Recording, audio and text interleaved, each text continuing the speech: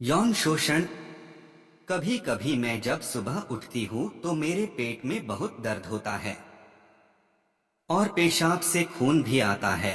12 साल की बच्ची ने अपने पेट पर हाथ रखकर बड़ी ही मासूमियत और दर्द से आईपीएस मीरा के पूछने पर उसकी आंखों में देखते हुए कहा, ऐसा दर्द तुम्हें रोज होता है।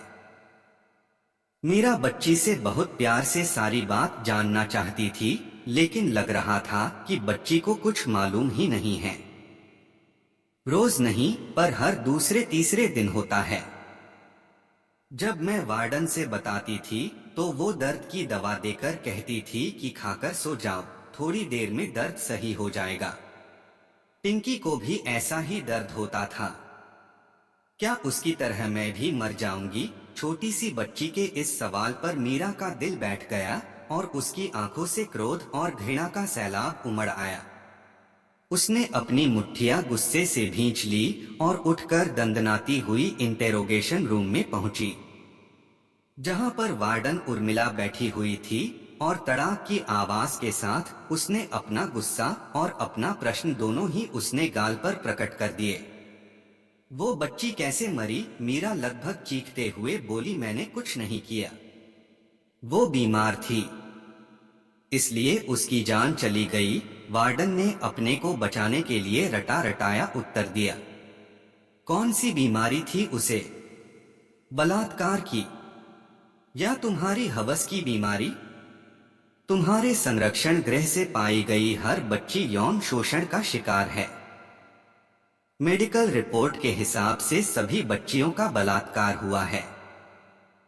तुम उन्हें इस्तेमाल कर रही थी। मात्र 13 साल की बच्ची थी जिसे तुम्हारी पैसों की भूख ने मार डाला। बताओ, इसमें कौन कौन शामिल है? उन्हें बचाकर कोई फायदा नहीं, क्योंकि कोई भी तुम्हें तो बचाने नहीं आएगा।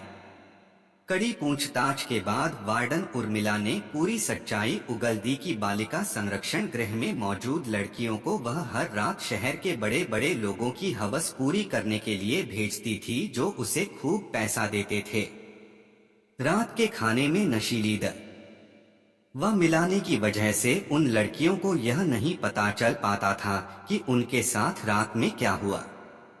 ये सब काफी दिनों से होता चला आ रहा था कि तभी उस बच्ची की हालत बिगड़ने से मौत हो गई और उसका भांडा फूट गया।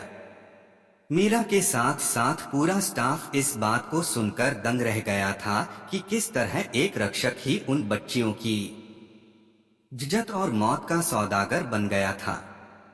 इस मामले से पूरे शहर में सनसनी फैल गई। जो भी सुनता उसका कलेजा ये सोचकर फट जाता था कि खेलने की उम्र में वह बच्चियां कितनी यातनाएं झेल रही थी। मामला इतना संवेदनशील होने के कारण मीडिया में सनसनीखेज खबरें दौड़ने लगी। एक एंकर का कहना था, समाज में जाने ही कितनी ही छोटी बच्चियां और किशोर लड़कियां यौन शोषण का शिकार हो रही हैं, जिन्हें खुद नहीं पता कि वो किस दौर से गुजर रही हैं। इस बारे में उन्हें किससे बात करनी चाहिए? इस परिस्थिति में क्या करना चाहिए? चुप रहकर शोषण को बढ़ावा देने के बजाय आवाज उठानी चाहिए।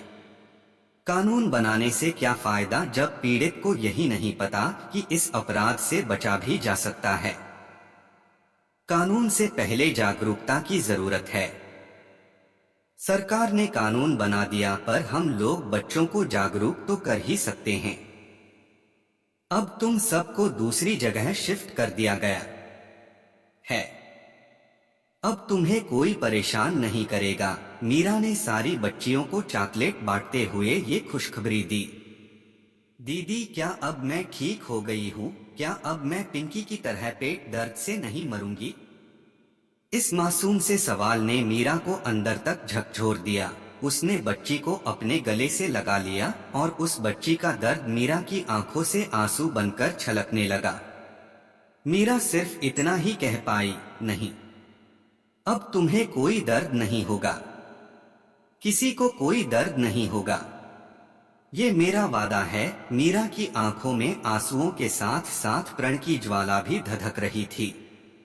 अगर आप ऐसी ही अनोखी, शानदार और सूझबूझ भरी कहानियां पढ़ने के शौकीन हैं, तो इस चैनल को जरूर सब्सक्राइब कर लीजिए और कमेंट शेयर भी करना न भूलें। शुक्रिया।